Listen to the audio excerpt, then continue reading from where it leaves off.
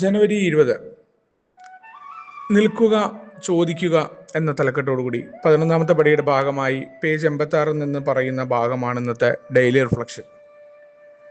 പലപ്പോഴും ആൽക്കഹോളിക്സ് അനോണിമസിന്റെ പ്രാർത്ഥനയും ധ്യാനവും ഒക്കെ വളരെ കൃത്യമായിട്ട് ബന്ധപ്പെട്ട് കിടക്കുന്ന ഏതൊരു കാര്യവും താൻ വിചാരിച്ച പോലെ ചെയ്യുന്ന ഒറ്റബുദ്ധിയിൽ പ്രവർത്തിക്കുന്ന ആളാണ് മദ്യാസക്തൻ. മദ്യാസക്തൻ എന്തെങ്കിലും ഒരു കാര്യത്തിൽ തീരുമാനം എടുത്താൽ, അല്ലെങ്കിൽ അവനെ ഉള്ളിലൊരു ചിന്ത വന്നു കഴിഞ്ഞാൽ പോലും അതങ്ങ് പ്രവർത്തിച്ചു കഴിയാതെ അവനൊരു സ്വൈര്യം ഉണ്ടാവില്ല, അല്ലെങ്കിൽ അവൻ നിൽക്കാൻ തയ്യാറാവുന്ന ഒരാളല്ല. അവൻ്റെ ദേഷ്യം അവൻ്റെ നിയന്ത്രണത്തിലല്ല, അവൻ്റെ സങ്കടം അവൻ്റെ നിയന്ത്രണത്തിലല്ല. ഇത്തരത്തിൽ സന്തോഷം, എന്തെങ്കിലും വിചാരിച്ചതിനൊക്കെ അപ്പുറം കാര്യങ്ങൾ സംഭവിച്ചു കഴിഞ്ഞാൽ സന്തോഷവും അവൻ്റെ കയ്യിലല്ല. ഇത്തരത്തിൽ വൈകാരികമായിട്ട് ആതുരരായിട്ടുള്ള ആളുകളാണ് മദ്യാസക്തർ. ആ മദ്യാസക്തർ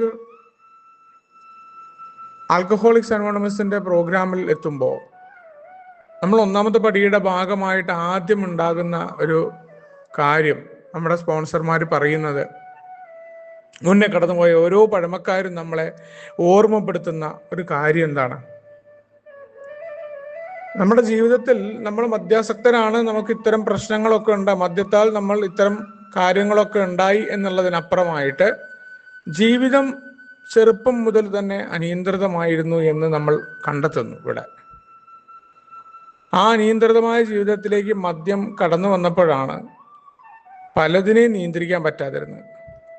അവിടെ ഇത്തരം കുഴപ്പങ്ങളുണ്ട് എന്ന് അംഗീകരിക്കാൻ പോലും പറ്റാതിരിക്കുന്ന മദ്യാസക്തൻ ഇവിടെ 1ാമത്തെ പടിയുടെ ഭാഗമായിട്ട് കുഴപ്പങ്ങൾ അംഗീകരിക്കാൻ തുടങ്ങുന്നു.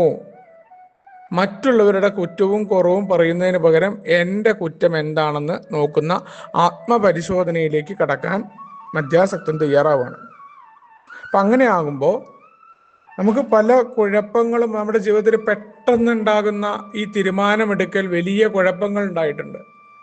പെട്ടെന്ന് മുറി 2 എന്ന ഈ മനോഭാവം വലിയ വലിയ കുഴപ്പങ്ങൾക്ക് കാരണമായിട്ടുണ്ട് എന്ന് തിരിച്ചറിയുമ്പോൾ നമുക്ക് ദുർബലതകളും പല കുഴപ്പങ്ങളും അംഗീകരിക്കാനും നമ്മളെ കൊണ്ട് പറ്റുന്നില്ല എന്ന ബോധ്യം വരുമ്പോൾ നമ്മൾ എന്താ ചെയ്യുന്നത്? എന്തെങ്കിലും ഒരു പ്രശ്നം നമ്മുടെ ജീവിതത്തിൽ ഉണ്ടാവുന്നു. പല പ്രശ്നം ഉണ്ടാവും, സങ്കടം ഉണ്ടാവും, സന്തോഷം ഉണ്ടാവും.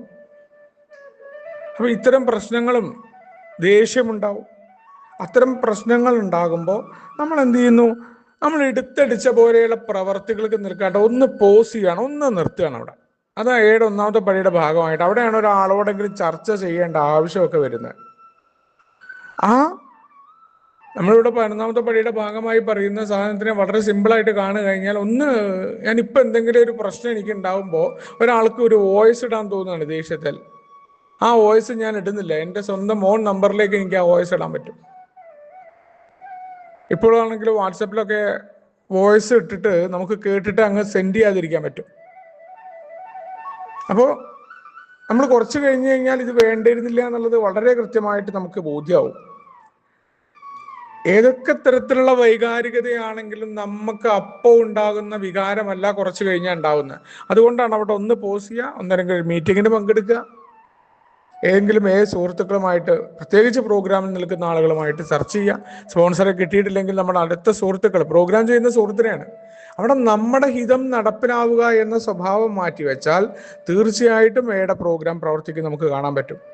എവിടെയെല്ലാമാണോ നമുക്ക് വൈകാരികമായിട്ട് നമ്മൾ ആതുരരാകുന്നത്, വൈകാരികമായ കുഴപ്പങ്ങൾ നമുക്കുണ്ടാകുന്നത്, സന്തോഷം ഉണ്ടാകുമ്പോഴും ഇത്തരം ഒരു അവസ്ഥ തന്നെയാണ്. അല്ലെങ്കിൽ ആ സന്തോഷത്തിൽ മതിമറന്നു പോകുന്ന ഒരാൾക്ക് സങ്കടം താങ്ങാൻ പറ്റില്ല. നമ്മൾ പറയും സന്തോഷവും അതേപോലെ തന്നെ എല്ലാം സമ്മിശ്രമാണെന്ന് പറയുമ്പോൾ മനുഷ്യൻ എപ്പോഴും ആഗ്രഹിച്ചു കൊണ്ടിരിക്കുന്നത് സന്തോഷിക്കുക എന്നുള്ളതാണ്. ഈ സന്തോഷത്തിന് ആഗ്രഹിച്ചിട്ടാണ് പലപ്പോഴും മദ്യത്തിലേക്ക് ഇങ്ങനെ പോയിക്കൊണ്ടിരിക്കുന്നതിന്റെ കാരണം. അപ്പൊ സന്തോഷത്തെ വളരെ കൃത്യമായി കൈകാര്യം ചെയ്യേണ്ടതുണ്ട്, മറ്റൊരാളുമായിട്ട് നമ്മൾ ചർച്ച ചെയ്യേണ്ടതുണ്ട്. സന്തോഷത്തിൽ അമിതമായിട്ട് മുഴുകുക, അല്ലെങ്കിൽ സന്തോഷത്തിന് നമ്മൾ പറയുന്ന പോലെ നൈമിഷികമായ ആനന്ദങ്ങൾക്ക് വേണ്ടിയിട്ട് സമയം ചെലവഴിക്കാൻ, അല്ലെങ്കിൽ അതിനുവേണ്ടി ചെലവഴിച്ച ആളുകളായ നമ്മൾ ഇവിടെ ഒരു മാറ്റത്തിന് തയ്യാറാകുന്നുണ്ട്. ആ മാറ്റത്തിനുള്ള തയ്യാറാകൽ കൂടിയാണ് ഇത്തരം കാര്യങ്ങൾ. സന്തോഷത്തെ പോലും നമ്മൾ അമിതമായിട്ട് അതിനോട്, ആ സന്തോഷത്തിൽ നിന്ന് പാറി പറന്നുള്ള നടത്തം ഇല്ലാതെയാകുന്നു. ഈവൻ എപ്പോഴും സന്തോഷമുണ്ടാവുക, എപ്പോഴും സന്തോഷിച്ചിരിക്കുക എന്ന് പറയുന്ന അവസ്ഥ ഉണ്ടല്ലോ, അതിന് പോലുമല്ല പ്രോഗ്രാം എന്ന ബോധ്യവും ഒന്നാമത്തെ പടിയിലാണ് കടന്നു വരുന്നത്. ഏതൊക്കെ തരത്തിലുള്ള വൈകാരികത ഉണ്ടാകുമ്പോഴും നമുക്ക് പ്രശ്നങ്ങൾ എന്താണ്, കൺഫ്യൂഷൻ, എങ്ങനെ മുന്നോട്ട് പോകണമെന്ന് അറിയാതിരിക്കുമ്പോഴും നമ്മൾ അവിടെ എല്ലാം ഒന്ന് കാത്തു നിൽക്കുന്നു. എന്നിട്ട് എന്താണ്, ഒരാളുമായിട്ട് ചർച്ച ചെയ്യുന്നു, നമ്മുടെ ആഗ്രഹവും നമ്മുടെ ഹിതവും അല്ലാതെ പ്രവർത്തിക്കാനായിട്ടുള്ള ആ ചർച്ചയിൽ നിന്ന് അവർ പറയുന്ന കാര്യങ്ങൾ, അതിനർത്ഥം അവരെ നമ്മൾ അന്ധമായിട്ട് പിന്തുടരുന്നു എന്നല്ല, മറിച്ച് എന്താണ്, നമ്മുടെ ഹിതത്തിൽ പ്രവർത്തിക്കുന്ന നമ്മൾ പുതിയൊരു രീതി അവലംബിച്ചുകൊണ്ട് മാറ്റത്തിന് തയ്യാറാകുന്നു എന്നുള്ളതാണ്. ഏതൊക്കെ സംഭവമാണോ ജീവിതത്തിൽ വരുന്നത് അതിനെ അതേപോലെ ഏറ്റെടുക്കലാണ് ഇവിടെ ദൈവഹിതം നടക്കണമേ എന്നുള്ളതാണ്. ഈ ജീവിതമാകുന്ന നാടകം ഞാനല്ല കളിക്കുന്നത്, ദൈവമാണ്. ദൈവം എന്ന ഡയറക്ടറാണെന്ന് പറയുമ്പോൾ എന്താണ്, എൻ്റെ ജീവിതത്തിൽ സംഭവിക്കുന്ന കാര്യങ്ങളെ ദൈവഹിതമാണ് എന്ന് പറഞ്ഞ് സ്വീകരിക്കാൻ എന്നെ ഒരുക്കിയെടുക്കുന്നു. അങ്ങനെ ഒരുക്കിയെടുക്കുമ്പോഴാണ് നമുക്ക് അകാരണമായിട്ടുള്ള നിസാര കാര്യങ്ങൾക്ക്, ഭാവിയെക്കുറിച്ച് എപ്പോഴും ഭയപ്പെട്ടുകൊണ്ടിരിക്കുന്നവരാണ് മധ്യാസക്തൻ. ആ ഭയത്തിൽ നിന്ന് മാറിയിരിക്കാൻ പറ്റും. അനിയന്ത്രിതമായിട്ടുള്ള കോപങ്ങളിൽ നിന്ന് മാറി നിൽക്കാൻ, ആകുലത, എന്താ ഉണ്ടാവുക എന്ന് പറഞ്ഞിട്ട് ഭാവിയെക്കുറിച്ച് അപാകമായ ആകുലതകളാണ്, ആ ആകുലതകളിൽ നിന്ന് മാറി നിൽക്കാൻ. അതേപോലെ സ്വയം സഹതാപം ഉണ്ടാവും, എപ്പോഴും ഞാൻ ഇങ്ങനെ ആയിപ്പോയല്ലോ എന്നുള്ള കാര്യങ്ങൾ. ഇത്തരം കാര്യങ്ങൾ തൊട്ട് ബുദ്ധിശൂന്യമായ നമ്മുടെ തീരുമാനങ്ങളിൽ നിന്ന് മാറി നിൽക്കണം എന്നുണ്ടെങ്കിൽ തീർച്ചയായിട്ടും നമ്മുടെ ഹിതത്തിൽ പ്രവർത്തിക്കുന്ന വെട്ടെന്ന് മുറി രണ്ടെന്ന് പറഞ്ഞ ആ കാര്യങ്ങളെ നേരിടാനുള്ള കഴിവില്ലായ്മകൾ, ഓടിയൊളിക്കൽ, ജീവിതത്തിൽ നിന്നുള്ള ഓടിയൊളിക്കലുകളിൽ നിന്ന് മാറിക്കൊണ്ട് അതിനെ സ്വീകരിക്കാൻ, അതിനോട് പോരാട്ടമില്ലാതെ, പോരാട്ടമാണ് ഏറ്റവും വലിയ പ്രശ്നം. ഏതിനോടും പോരാടിക്കൊണ്ട് ഞാൻ ആരാ മോൻ എന്ന് പറഞ്ഞ് വിജയിച്ച് നിൽക്കുകയല്ല, ചില കാര്യങ്ങളിൽ തല താഴ്ത്തി കീഴ്പ്പെട്ടുകൊണ്ട് തന്നെയാണ് ഈ പ്രോഗ്രാം പ്രവർത്തിക്കുന്നത്.